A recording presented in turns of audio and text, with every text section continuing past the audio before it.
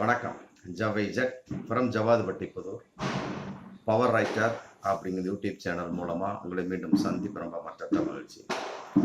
அத்தோட எங்கள் சேனலை சப்ஸ்கிரைப் பண்ணுங்கள், பெல் பட்டன் அழுத்த மறந்துடாதீங்க. அத்தோட எல்லாத்துக்கும் ஷேர் பண்ணுங்கள். அதாவது இந்த காலத்தில் ஒரு சாதாரண ஒரு நபர் கூட விளம்பரத்தை தேடி அலைகின்றார் அப்படிங்கிறது தான் ரொம்ப நம்ம கூர்ந்து கவனிக்கப்பட வேண்டிய ஒரு விஷயம்.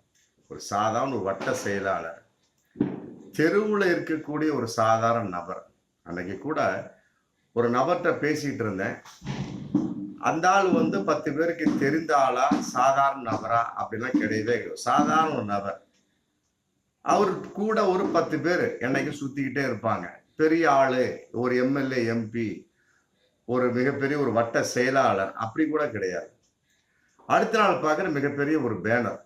அந்த பேனர்ல அவருடைய ஒரு படம். பார்த்தா அன்னைக்கு அவருக்கு பிறந்த நாளா.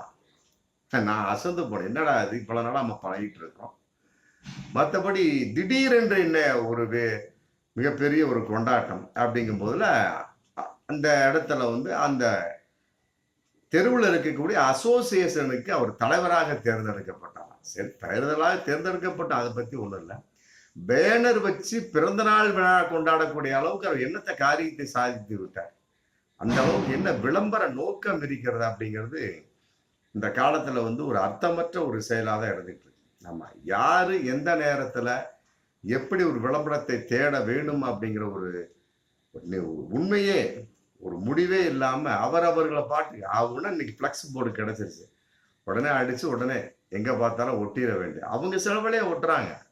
அதுக்கு பின்னால ஒரு 10 பேர் ஜால்ரா கேசஸ் இருப்பாங்க, உடனே ஒட்டிடுவாங்க, முடிஞ்சு போய் அடுத்த நாள் பார்த்தா மிகப்பெரிய ஒரு மாலையோடு அவர் தோன்றி இருப்பார் அந்த பேனர்ல. இந்த மாதிரிலாம் பலவிதமான சம்பவம் நம்ம இந்த சமுதாயத்துல, அது இந்த ஒரு 15 வருட காலமா என்னைக்கு அந்த பிளக்ஸ் பேனர் வந்ததோ அன்னையிலிருந்து நம்ம பார்த்துக்கிட்டு தான் இருக்கோம். ஆனா இதையெல்லாம் விட இன்னைக்கு சூப்பர் ஸ்டார் அப்படின்னு இருக்கக்கூடிய ஒரு ரஜினிகாந்த் அப்படிங்கிறவர் பிறந்த நாளை ஒரு 36 வருடமாக கொண்டாடுவதில்லை அப்படிங்கிறது எத்தனை பேருக்கு தெரியும் அப்படிங்கிறதா ரொம்ப வருத்தத்துக்குரிய விஷயம். உண்மையில அது பாராட்டுக்குரிய விஷயம். இப்படி பார்த்தா வருத்தத்துக்குரிய விஷயம், இப்படி பார்த்தா அது பாராட்டுக்குரிய விஷயம். அதாவது டிசம்பர் 12 முடிஞ்சு போச்சு.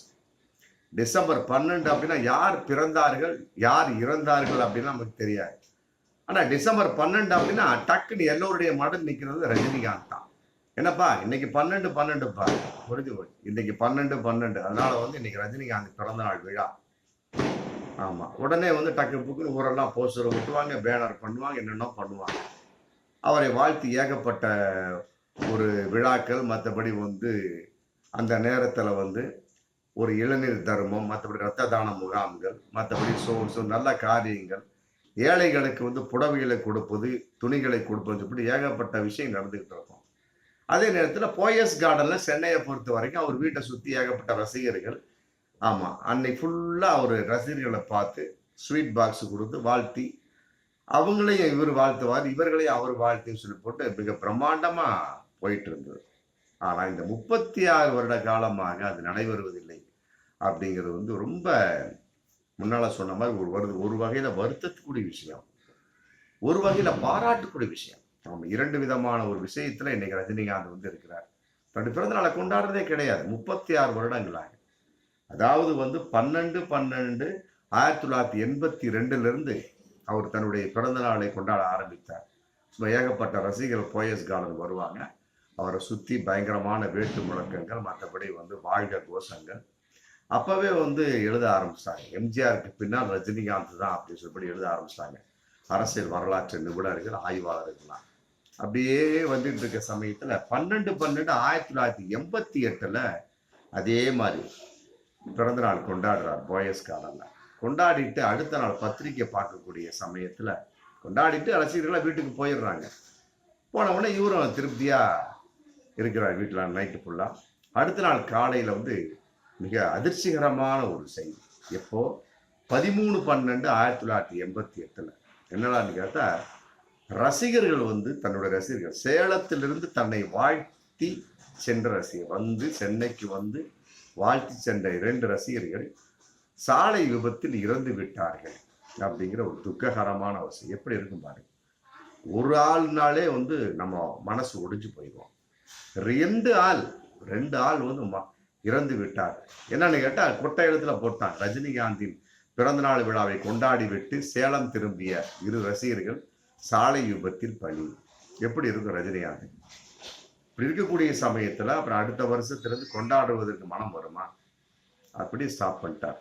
எப்போ 12/12/1989 இருந்து இன்னைக்கு வரைக்கும் கொண்டாடுவதே இல்லை. கிட்டத்தட்ட ஒரு 37 வருஷமா கொண்டாடுவதே இல்லை. இன்னைக்கு வந்து அவருக்கு வயசு வந்து 74வது வயசு ரன்னிங்.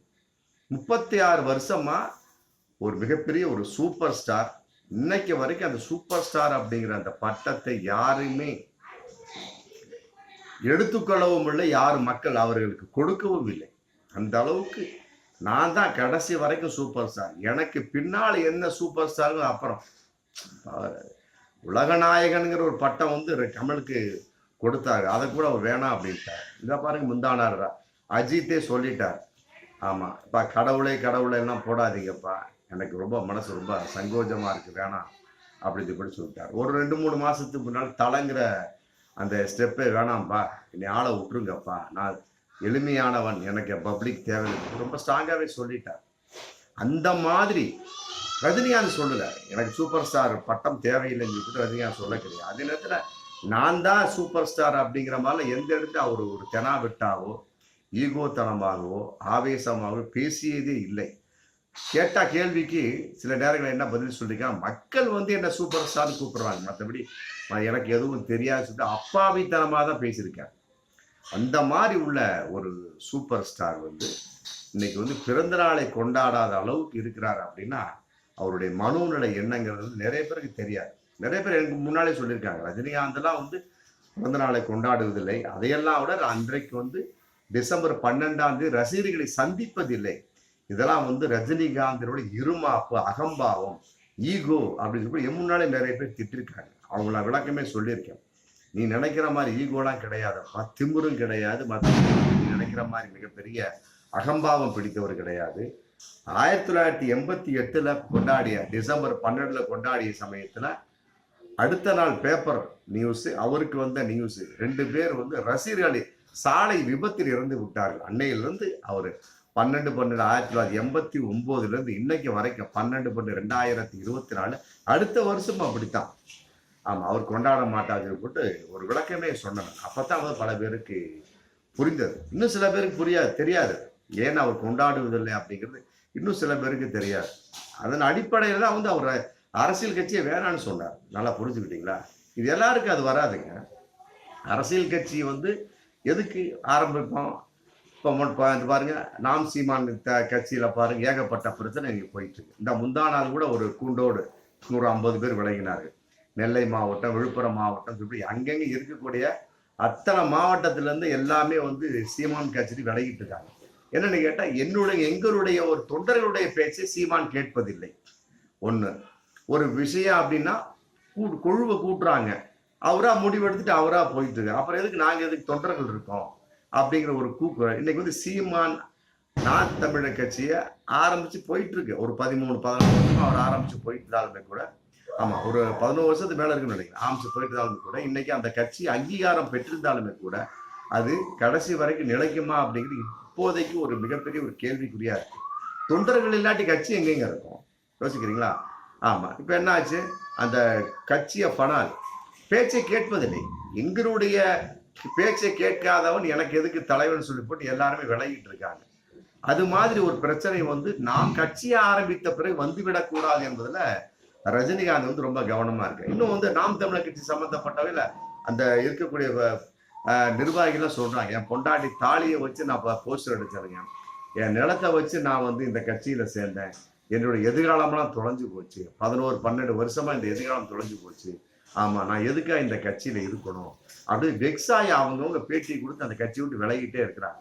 இப்படி இருக்கக்கூடிய சமயத்துல சீமான் என்ன சொல்லிட்டார், நீங்க போனா போங்கடா, நான் எடுத்ததான் முடிவு, ஏன்னா போனா போ அப்படின்னு விதண்டாவிதமாகவும், அதாவது வந்து ஒரு இது இல்லாம, ஒரு அந்த பேச்சுக்கே மறு பேச்சுக்கே இடம் இல்லாம ஒரு பேச்சாத்தான் இன்னைக்கு சீமான் பேசிட்டு. அதே சீமான் தான் அன்னைக்கு வந்து ரஜினிகாந்தை வந்து சந்திச்சு மறைமுகமா சில வார்த்தைகள் பேசிட்டு இருக்காரு.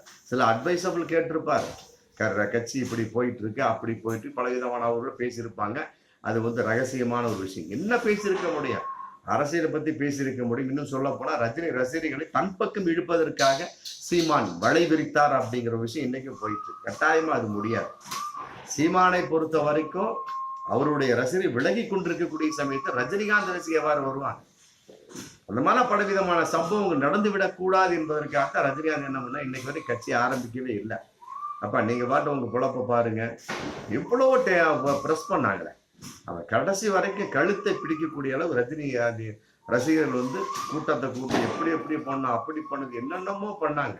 கடைசி வரைக்கும் ஒரே வார்த்தை சொல்லிட்டேன், என்னுடைய உடல் நலம் குன்றிய காரணத்தால் டாக்டர் சொல்லிவிட்டார் கூடாது, அதனால வந்து நான் கட்சியை ஆரம்பிக்கவில்லை, அவங்க பாட்டு அவங்க வேலையை பாருங்க அப்படின்னு சொல்லிட்டாங்க. அதையும் மீறி ரசிகர்கள் வந்தாங்க. அடுத்த பிறந்தநாள் விழா வந்த சமயத்துல நான் அன்னைக்கே சொல்லிட்டேன், என்னை யாரும் வற்புறுத்த வேண்டாம் அப்படின்னு போட்டு டக்குன்னு சொல்லிட்டு அவர் பாட்டுக்கு வெளியூர் போயிட்டார். இன்னைக்கு அப்படித்தான், பிறந்த நாள் வந்துச்சு அப்படியே வெளியூர் கிளம்பிடுவார். இந்த 12/12/2024 வெளியூர் கிளம்பி விட்டார். காரணம் என்ன? ரசிகர்களை சந்திப்பது பெரிய சும்மா சாதாரண ஒரு நபர் சொன்ன பாருங்க. முதல்ல ஒன்னுக்கு விளங்காதவன் அவன் போஸ்டரை ஒட்டி இன்னைக்கு வந்து பிறந்தநாள் கொண்டாடிட்டு உட்கார்ந்துருக்கான். இந்த தமிழகத்தின் சூப்பர் ஸ்டார் அவருக்கு அருகதை இல்லையா, உரிமை இல்லையா? ஏன் கொண்டாடுவதில்லை? ரசிகர்கள் வந்து என்னை நம்பி ஏமாந்து விடக்கூடாது என்பதற்காக. நல்லா புரிஞ்சுப்பாங்க. ரசிகர்கள் வந்து என்னை நம்பிட்டாங்கப்பா, ஏமாந்துடக்கூடாது. அது சினிமா வகையிலும் சரி, அரசியல் வகையிலும் சரி. அதனால வந்து சினிமாவில் சூப்பர் ஸ்டார் எனக்கு பட்டம் கொடுத்துட்டீங்க, அது எஸ் தானு கொடுத்த பட்டம் இருந்தாலுமே கூட அது நினைச்சிருச்சு, அதை விடுங்க. பட் இருந்தாலும் அரசியல் எனக்கு வேண்டாம், எந்த பதவியும் வேண்டாம், எந்த சப்ஜெக்ட் வேணாம், முடிஞ்சு போச்சு. அத்தோடு நான் வந்து சூப்பர் ஸ்டாராகவே கடைசி வரைக்கும் தமிழகத்திலிருந்து நான் என் உயிரை நீர்த்துக் கொள்கிறேன் அப்படிங்கிற மாதிரி அவர்கள் முடிவு இன்னைக்கு போயிட்டு. இது உண்மையிலே இது நல்ல ஒரு மனநிலை உள்ள ஆள் தான் வந்து செய்ய முடியும். சும்மா ட்விஸ்ட் பண்ணி விடுறது, சீண்டி விடுறது, இருக்கிறவனை தூக்கி ஏதாவது பண்றது அப்படிங்கிற மாதிரி பலவிதமான ஒரு இன்னைக்கு இருந்துட்டு இருக்காங்க. ஆமா, சினிமா வகையிலும் சரி, அரசியல் வகையிலும் சரி, சாதாரண ஒரு தெரு பொறுக்கி இன்னைக்கு பிறந்த நாள் விழா கொண்டாடிட்டு உட்காந்துருக்காங்க. ஆமா, எவ்வளவு பெரிய பேனர்லாம் வச்சுக்கிட்டு.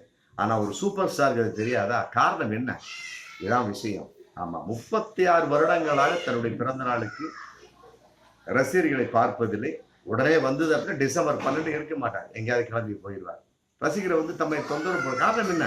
இந்த சேலத்தில் நடந்த அந்த ஆக்சிடென்ட், சேலத்தில் நடந்த விபத்து வந்து அவருடைய மனதை பாதித்து விட்டார். 12/12/1988 அந்த பிறந்தநாளை கொண்டாடி விட்டு போனப்ப 13/12 அந்த செய்தியை பார்த்த உடனே, அதை கேள்விப்பட்ட உடனே அன்னைக்கே முடிவு பண்ணிட்டான், இனிமேல் வந்து நான் வந்து பிறந்த நாள் விழாவை கொண்டாடுவதில்லை, அதுவும் ரசிகர்களோடு கொண்டாடுவதில்லை. ரசிகர்கள் வந்தாலும் நான் ஊரில் இருக்க மாட்டேன், யாரும் என்னை பார்க்க வேண்டாம் சொல்லிட்டு அவர் அறிவிப்பு செஞ்சுட்டு அவர் பாட்டுக்கு தன்னுடைய வேலையை பார்த்துட்டு போயிருப்பார். உண்மையிலே இது மனதில் ஒரு நிலைப்பாடு. இது பல பேருக்கு தெரியாது. ஆமா, இதன் மூலமாக பலர் தெரிந்து கொள்ள வேண்டும் என்பதற்காகத்தான் இந்த வீடியோ நான் போட்டிருக்கேன். ஆமா, இதை நிறைய பேருக்கு ஷேர் பண்ணுங்க. ரஜினிகாந்தை பத்தி பலவிதமான தவறான கருத்து இன்னைக்கு போயிட்டு தான் இருக்கு. ஆமா, ஏகப்பட்ட பேர் போயிட்டு இருக்கு. ஆமா, அது வந்து இன்னும் சொல்ல போனா, அதாவது வந்து ஒரு கல்லுக்குள் இருக்கக்கூடிய ஒரு தேரையை போன்று பலவிதமான ஒரு உண்மை, மறைவான ஒரு உண்மையான ஒரு நபர் தான் வந்து ரஜினிகாந்த். நம்ம கல் இருக்குது, உள்ள ஒரு உயிருள்ள ஒரு ஜீவன் இருக்குது பத்தியா, யாருக்கா தெரியுது? அதே போலதான் அவர் இருக்கிறார், சூப்பர் ஸ்டார். ஆனா அவருக்குள்ள ஒரு உயிருள்ள ஒரு மனிதன் இருக்கின்றார். அதான் உண்மை. அந்த மனிதனை வந்து நாம் மதிக்க வேண்டும், போற்ற வேண்டும். ஆமா, ரஜினிகாந்த் நிறைய வருடங்கள், நூற்றாண்டு காலத்துக்கு மேல சூப்பர் ஸ்டாராகவே வாழ வேண்டும் என்பதுதான் எல்லோருடைய விருப்பம். என்னுடைய விருப்பம் அதான். பார்ப்போம் மீண்டும் அடுத்த வீடியோ. நன்றி.